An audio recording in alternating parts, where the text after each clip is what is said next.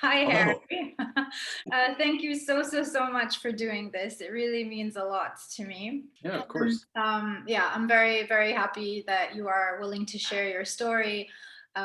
This is a very important cause, in my opinion, and it's good to talk about it, to show that it is not a taboo, and to raise awareness as much as possible. So, to start with, could you please just tell us a little bit about yourself? I am currently finishing up my undergrad degree at the University of Guelph, which is in Canada, Mhm. for biological sciences. I'm a former captain of their varsity swim team. I'm recently retired, but I was a competitive swimmer for about 11 years. Mhm. And just kind of did sports my whole life, like rugby and soccer and baseball. I've lived with depression and anxiety for kind of as long as I can remember, but the puzzle pieces really started to get together in my first year of university because Mhm. that's when I was diagnosed. Mhm. Because I was showing signs of it, and my friends were like, "You should go get checked up," and they finally were like, "Yes, you're diagnosed with this." But I didn't know what depression and anxiety really were until I got diagnosed. Like the word depression had never really been in my conversation Right. ever. Really, because of that, I put it in the back burner. Mhm. Like throughout uni, I was like, oh, you know what? That's just that. What do the doctors know, really? Yeah. I'm the expert here. Uh, Great. so I kind of put it back. I was like, it doesn't matter. I don't want people knowing that because I don't want people to think I'm weird. I don't want people to think I'm weak. Mhm. And it kind of just started bottling up. Um, until it got to a point where I almost took my own life. And and then so after that point, I realized I really need to get some help. Mhm. And I really need to start taking this seriously because up until that point, like with high school, I had all these distractions. Yeah. So I was feeling the same way, but I was able to kind of distract myself, with sports and extracurriculars and friends and all this stuff. Once you got to uni, you're by yourself, Yeah. and that's when it started really showing up. And I still had like swimming distractions and school distractions, but it was different. There weren't as many, and you were kind of more in your head than before. Right. So then it really started to show, and it's like, hey, this is like 15 years in the making, and we're gonna rear our ugly head now. So after I almost took my own life, there was like a period where I was like, I need to get help, not just for my friends and family, but more importantly for myself. Of course. And then once I got that help, once I started opening up more, once I saw the reception I was getting, I kind of realized like, yes, there's a conversation about it now, but it's still not nearly talked about enough as it should be. That's true. Um, so I've kind of dedicated my time now to push my own story and the stories of others to the public to kind of normalize the conversation of mental health. So, what were the signs that you can think of now? Like, how did you start to realize that you do have depression and that you have anxiety? How did it show itself? In my first year, I can remember there were a lot of times where, first of all, I got frustrated easily. Mm. And I was known in high school as like the hothead. And we'll kind of get into that a little bit later, not just in school, but in swimming. They were like, watch out, don't get this guy angry. Okay. Uh, First of all, I hated that, but that was just kind of what happened. Um, but a couple signs were like when I would get frustrated, I would like start punching lockers, I'd start punching walls, my knuckles would start bleeding and being cut open, my hands are all swollen. If I got too frustrated, I would, let's say I'd be in the library, I'd get a bad mark on a midterm. Yeah. It would feel like the world was crumbling around me, which is a normal feeling for students. I would be like, excuse me, I need to go home. And I'd go back to res and I'd bang my head on the wall until like I either went numb or I, passed out. Um, and then there were the signs like I'm a guy who likes to joke a lot, Okay. um, even in the toughest, situations. So I would make these really off-putting jokes about like, oh, I'm just gonna go kill myself then, and people were like, that's not really that funny. But I wasn't joking. It was just I was trying to find a way to cope with what I was feeling inside. Okay. I just didn't know how to. And then the final, like, real big sign in first year in particular was my res was across the street from the university. Okay. So I would have to cross the road to get to classes, to swim practice. And I remember I would wait at the side of the road until cars came, and I would try to walk as close to the car as I could, because just to feel that rush of like, Mm. you can take your life right now if you want, and you should. So those were kind of the signs that I got where it was like, maybe I should go get some help. It shows amazing courage and bravery that you actually took that step to get help, because that is not easy, because you kind of have to admit to yourself that something is wrong, and that is hard. Even like a couple months ago when I was still swimming, I would get these panic attacks. And then so what I did was I acknowledged it instead of just letting my body kind of go. Right. I would acknowledge it and then I'd go into my coach's office, the poor lady. But like every time I would get one, I'd be like, help me. So I would go in there and I would use like this, like the 5 4 3 2 1 method. I don't know if you've heard of that. It's a No. mindfulness exercise. So what you do is you sit down and you kind of you look for 5 sounds, 5 things you can hear, 4 things you can see, 3 things you can touch, 2 things you can taste, and 1 thing you can smell. Oh, wow. And kind of repeating this in your head and looking around the room kind of brings you back to earth and Okay. grounds you, Mhm. which when you're having a panic attack, you're not even in your body, if that makes any sense. So kind of doing this technique, doing breathing techniques like 4 seconds in, hold for 4 seconds, 4 seconds out, Mhm. stuff like that really helped me. And in terms of triggers now, I think it's hard to really pinpoint what triggers it, which is kind of scary. But now that I'm able to find ways to calm myself down and handle it, I think it's a little less scary now. But Right. I'm I can't really think of any triggers specifically, But actually, other than yeah. sorry, I think what you just said is it's spot on, that the scary part is that sometimes you don't need a trigger. Sometimes it just happens and then you're like, why now? And then Mhm. it's most of the time it's too late and then it's there. You mentioned that you almost took your own life, which I can't even imagine. That must have been really a heavy moment. Was that the moment where you realized you need to get help? Or was there another significant moment or realization where you saw that it was time? Yeah, so there were times, not really in high school, but throughout uni, where I would kind of take a step back and go, I should get this checked out. Mhm. And my friends and my girlfriend at the time, they were like, you should probably like go get help. Like they wanted me to get help. The problem is I am incredibly stubborn, and it's a really bad trait of mine because when someone tells me to do something, my brain goes, I'm Ma- going to do the opposite of that Oh, yeah, okay. because I know what I'm doing, Yeah. even when I don't. Mhm. And obviously I've worked on it and I'm a little better now. But so at the time they would tell me I needed to get help, I needed to do this, and I'm like, you know what, I'm fine. Like I don't need that. But there were points throughout where I kind of took a step back. I was like, maybe I should. The only difference between that and the most recent event was that in that moment, it kind of got real for me because I had, thought about like, taking my own life a lot, like Mm. frequently, but it never had really, it's hard to explain, but it never really got to a point where I was like, I'm doing this, like it's happening. And Right. then when it got to that point, I kind of, that's when I was like, okay, that got way too real. Yeah. You need to get help like now. Yeah. And there were a couple points before that instance in my final year of uni, like last year, Mhm. where like I don't know it because looking back, like in the moment, I didn't really think about it. I didn't give it a second thought, but looking back, like it was right there. Like there were points where I would kind of black out or like zone out Mhm. from whatever was going on in the room, and I would think about how comforting the thought of not being here was. Yeah. Like thinking about, oh, it doesn't matter because I'm not going to be here long anyway. That was comforting to me, and Okay. to have that comfort was terrifying. Of course, I can imagine. Yeah. Yeah. Mhm. So those were kind of the signs beforehand, and then I think the instance was when I was like, I need to get help.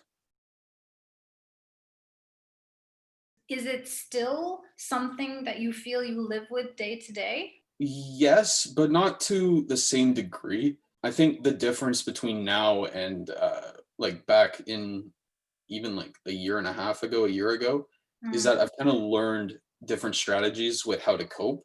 The Okay. thing with depression and anxiety and suicidal thoughts is that like the unfortunate thing is most of us like those don't go away. They don't just magically disappear. You can do the therapy, the medication, they help of course, but they don't fully go away. Mhm. The challenge really is in how to live with it. That's So true. I still get those thoughts, I still get those feelings, but I've grown with these like techniques and these like exercises that, you know, have come from both like researching myself, Mhm. therapy, friends who have been through it, you know, just people like that. So all these exercises kind of help me cope with it from day to day. Yeah, that's something I think that not many people understand, that it's not something that then suddenly just disappears. It is something that stays with you. What is then your advice? Like, are there certain things that would trigger the anxiety, for example, or trigger depressive thoughts? And is there a way to deal with that or like avoid those triggers at all? Like, what is your experience with that? I just want to say I'm not an expert, of course. Right. I've just been through it. Um, Mhm. so I'm gonna talk about things that worked for me, but they might not necessarily work for the next person because, of Absolutely. course, everyone's different. Before I got all this self help and started really figuring myself out, when I would get the frequent panic attacks or like these overwhelming feelings of anger, I would just let go and let it consume me. Mhm. There were a lot of times where it like I would not remember doing something because I would just black out and kind of let my body do whatever it wanted, which is when you're that person, it's terrifying because people are telling you what you're doing. And I'm like, I don't remember even doing that. So who am like, you don't know who you are. Sometimes it's hard. Like sometimes there won't be a trigger and you'll just feel like this, like your face flush.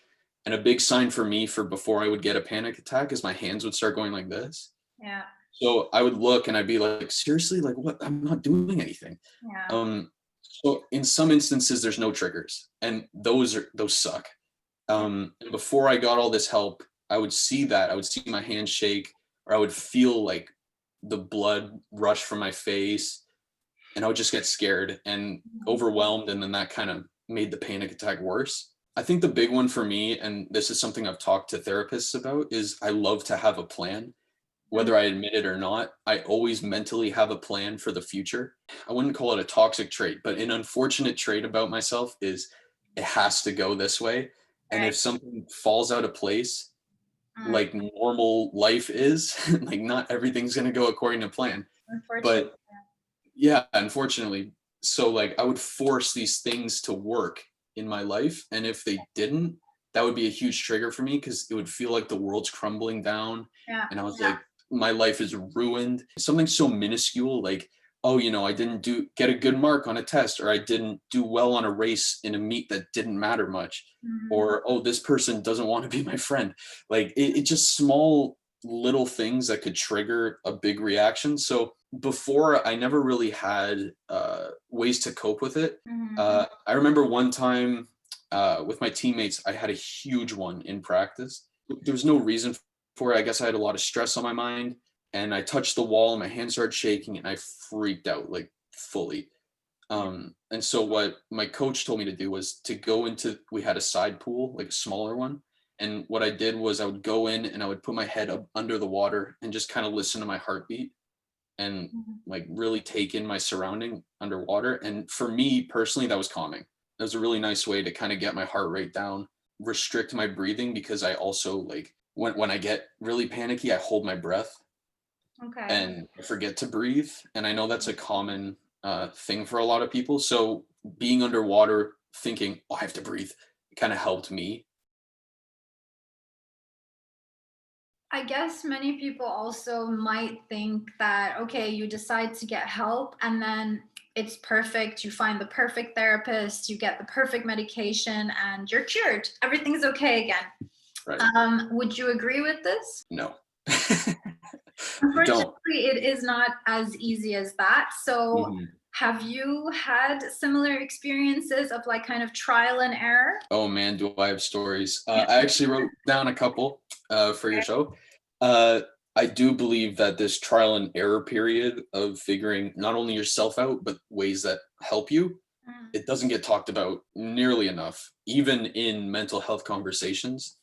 mm. You know, you hear people go, you need to go get help, you need to reach out, you need to do these things, and that's great. No one, barely anyone is talking about, listen, you can reach out and it might not work. Yeah, And then once that that's happens, true. you don't know how you're going to deal with it. So Mhm. when I was starting to get help. No one no one above me had gotten help. Like, Okay. really, no one was open about, like, I went to therapy, took medication, I did self-help, and Mhm. this worked, this didn't. No one talked about that. So I was going in with this idea that I would go and it would be fine, which Yeah. is exactly what you said. I was like, I'm going to get cured right away and If it's going to be only. great. Hmm. Yeah, if only, right. Yeah. In my first year of university, uh, I went to get help Okay. because my girlfriend at the time said, you need to do this. And I said, you know what? Okay, I'll do it. I remember waiting in the therapist's office for 30 minutes before she came. She came half an hour late.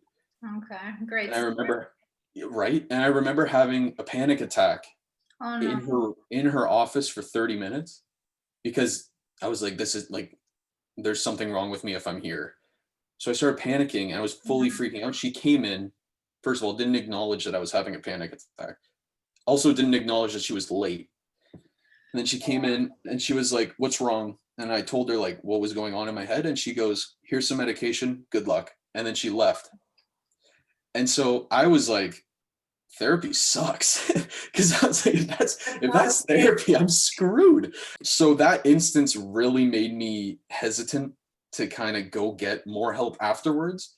So after that, I kind of just thought, you know what? Not for me. Anything that I can do is better than whatever that was. Because that was not much.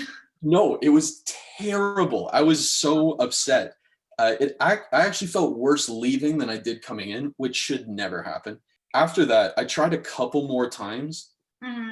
I think I went to throughout the course of my university time. I think I went to 4 or 5 different therapists, Hmm. and each of those was only once because we just didn't click. Not everyone is going to click together. That's Sure. just an unrealistic expectation. Mhm. But that was my expectation because no one had talked about, not everyone's going to work out. Yeah, Um, it's never talked about. That's true. right. So I got super discouraged after the 5th person. I was like, you know what? There's nothing that can help me. I'm Yeah, just screwed. can't be blamed Um, though. and then at my lowest point, I went to the library and you could tell, like I was Mhm. not in the right space. So my friend, she brought me to our student wellness building, which they just recently built. And the therapist I met there, it was kind of like out of a movie. We clicked right away. Wow. And even when I wasn't in the best headspace, she was like, you could just tell she was concerned for me and like she cared. And that was a big thing for me because the other people, it just didn't feel like they cared enough. In terms of therapists, like, yeah, you're not going to click with everyone. You need to try out different people. If it doesn't work out, don't get discouraged Yeah. because it's just an unrealistic thought that everyone's going to work out for you. But you are eventually, through trial and error, going to find someone that meets not only your expectations, but kind of helps you in the ways that you want and that Mhm. are beneficial to you. The same goes with medication. Okay. And so the first thing I want to say, I'm not going to name drop any medications because Mhm. they work different for other people. Research the medications they offer. Look into it. Look at their side effects. Look at what they target. I didn't do that. I kind of just, they were like, here's a medication. I said, that's going to work. Mhm. I trust you. So I never read into anything. Because of this, I didn't expect any of the side effects. I had really negative experiences. So the first medication, another thing that doesn't get talked about enough is that the first week of taking meds, your body is going through like an adjustment period and it's a lot to handle. So I was on a camping trip with the swim team at the time for my first medication. And I remember I couldn't sleep the whole time. I had multiple panic attacks within the weekend. I didn't feel like myself. And there was a point where, because I brought my car, I blacked out and I had actually gotten my car, driven away. And then I came to and I was like, where am I? Wow. Uh, That is yes, scary. That could have been really dangerous. right. So that first medication did not work. And then the second medication was almost worse in a way because it completely shut down my emotions and feelings. And Mhm. it's really hard to explain if you haven't been there. But Yeah. it felt like my brain was flatlined. Like there was just this constant ringing in my head, like when how the machine flatlines. It's like ding. That was it. I had no feelings to anything. I had no reaction, and it Mhm. was scary. These medications might work for someone else, but they weren't necessarily the ideal ones for my situation. So I went in, and then they switched it up again, and that third medication worked great. It like was exactly what I was looking for. You know, it helped me in my recovery process. It was fine. If something's not working, don't just settle for it and go, this is going to work. Eventually it'll work. You got to go in and be like, listen, it's not working. I don't know why. Be honest with your doctor. And yeah, just know that it's not always going to work for everybody, but there is something out there that will. It's all just about finding it. Don't be discouraged. Don't give up. Don't think it's hopeless if the first therapist isn't the one, if the first medication isn't the one. And then just keep trying, keep looking, and yeah, you will eventually find the right fit.